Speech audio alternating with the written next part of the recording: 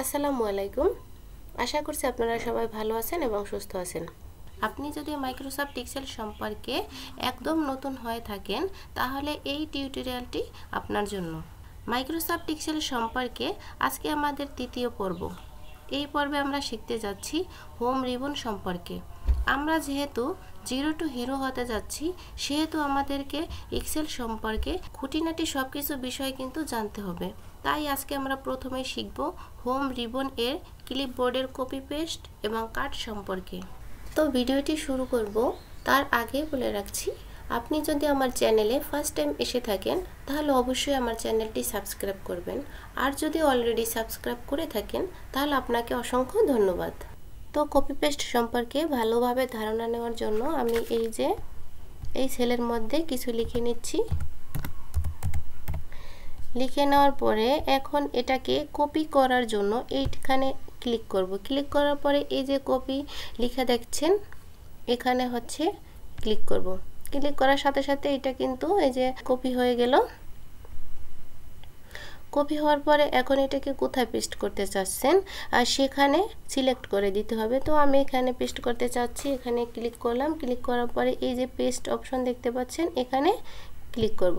Click করার সাথে সাথে দেখতে পাচ্ছেন আমার কিন্তু এই লেখাটি এখানে কপি হয়ে গেল। এখন এই যে সিলেক্ট করা অংশটু এটিকে আনসিলেক্ট করার জন্য কিবোর্ডের স্কিপ বাটনে ক্লিক করব। দেখেন সাথে সাথে কিন্তু আনসিলেক্ট হয়ে গেল। আবার এই লেখাটিকে কাট করার জন্য আমি এটার উপর ক্লিক করলাম। ক্লিক করার পরে এই যে দেখতে পাচ্ছেন কাট, এখানে ক্লিক করব। এখানে ক্লিক করার পরে আমি কোথায় এই লেখাটিকে কাট করে পেস্ট করতে চাচ্ছি আমি সেই অংশটাকে সিলেক্ট করে দিতে হবে। সেজন্য আমি এখানে পেস্ট করতে যাচ্ছি। সো এখানে ক্লিক করলাম। এখানে ক্লিক করার পরে এই যে পেস্ট দেখতে পাচ্ছেন আবার এখানে ক্লিক করব। সো দেখেন এইখান থেকে কিন্তু লেখাটা কাট হয়ে এখানে এসে পেস্ট হয়ে গিয়েছে।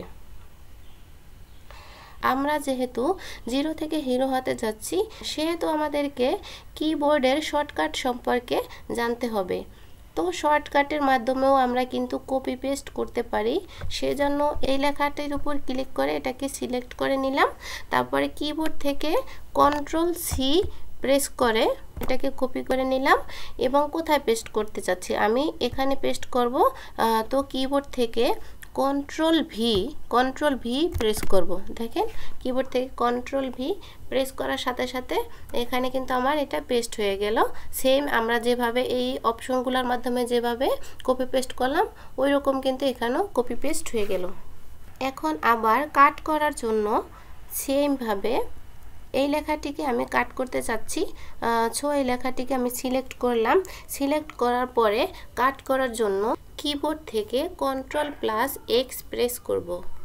এরপর আমি কোথায় এটিকে পেস্ট করতে চাচ্ছি, কাট করে কোথায় পেস্ট করতে চাচ্ছি আমি ধরেন এখানে পেস্ট করব। তো এখানে পেস্ট করার জন্য কন্ট্রোল প্লাস ভি প্রেস করব। কিবোর্ড থেকে কন্ট্রোল প্লাস ভি প্রেস করব।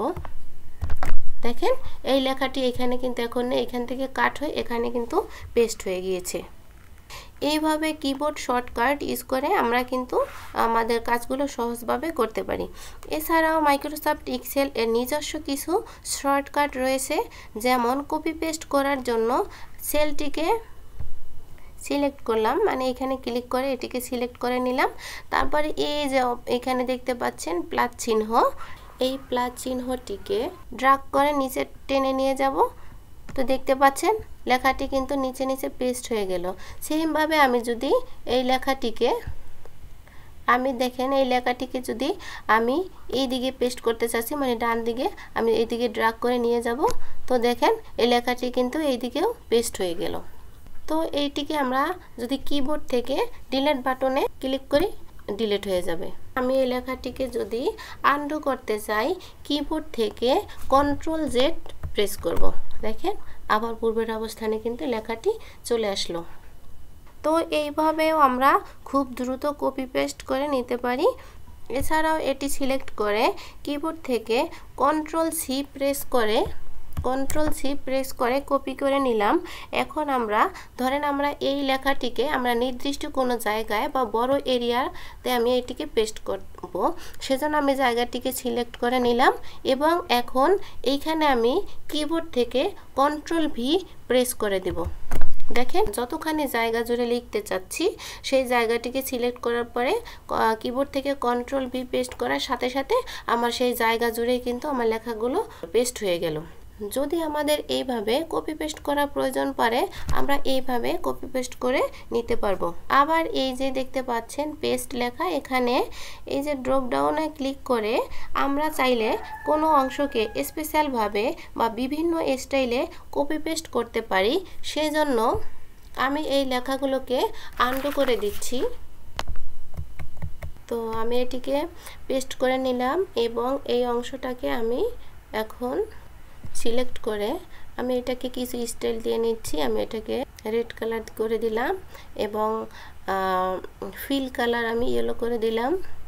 এখন এই অংশটুকু সিলেক্ট করে কপি করে নিলাম। কপি করার পরে পেস্ট করার জন্য এই যে পেস্ট অপশন দেখতে পাচ্ছেন, এখানে যে ড্রপ ডাউন মেনুতে ক্লিক করার পর প্রথমে যে অপশনটি দেখতে পাচ্ছেন এটি হচ্ছে জেনারেল পেস্ট। আমরা যেভাবে সচরাচর কপি পেস্ট করে থাকি এটার মাধ্যমে সেভাবে কপি পেস্ট করা যাবে। আপনাদের দেখানোর স্বার্থে এটাকে পেস্ট করে দিলাম। দেখেন এখানে পেস্ট করে দিলাম। তো হচ্ছে গিয়ে এখানে কিন্তু জেনারেল যেরকম আছে ঠিক ওইভাবেই এখানে পেস্ট হয়ে গেল। এটিকে আনডু করে আবার আগের অবস্থানে ফিরে যাচ্ছি এবং এটিকে আবার সিলেক্ট করে নিচ্ছি। কপি করার পরে আবার ড্রপ ডাউন মেনুতে ক্লিক করলাম। এই যে এখানে দেখতে পাচ্ছেন, তো এইখানে দেখতে পাচ্ছেন ফর্মুলাস। আমার এই লেখার ভিতরে যদি কোনো ফর্মুলা থাকতো শুধু সেই ফর্মুলাটুকুই পেস্ট হতো। এরপরে দেখতে পাচ্ছেন ফর্মুলাস অ্যান্ড নাম্বার ফরম্যাটিং। যদি আমার এই লেখার ভিতরে কোনো ফর্মুলা এবং নাম্বার থাকতো শুধু সেগুলাই পেস্ট হতো। এরপরে দেখতে পাচ্ছেন কিপ সোর্স ফরম্যাটিং। আমার এখানে শুধু এই ফরম্যাটিংটুকুই এইটার মাধ্যমে পেস্ট করা যাবে। এরপর হচ্ছে নো বর্ডার্স। আমার এই লেখাগুলোর মধ্যে যদি কোনো বর্ডার থাকতো এই অপশনটার মাধ্যমে আমার পেস্ট করলে সেই বর্ডার থাকতো না, শুধু যা লেখা ওই বর্ডারগুলো বাদে সবগুলো পেস্ট হতো। এরপরে দেখতে পাচ্ছেন কিপ সোর্স কলাম উইথ। আমার এই লেখাগুলোর মধ্যে যতটুকু উইথ রয়েছে এই সোর্সের মাধ্যমে যদি পেস্ট করা হয় তাহলে সেই কলামের উইথ সহ এটা কিন্তু পেস্ট হবে। এরপরে দেখতে পাচ্ছেন ট্রান্সপোজ।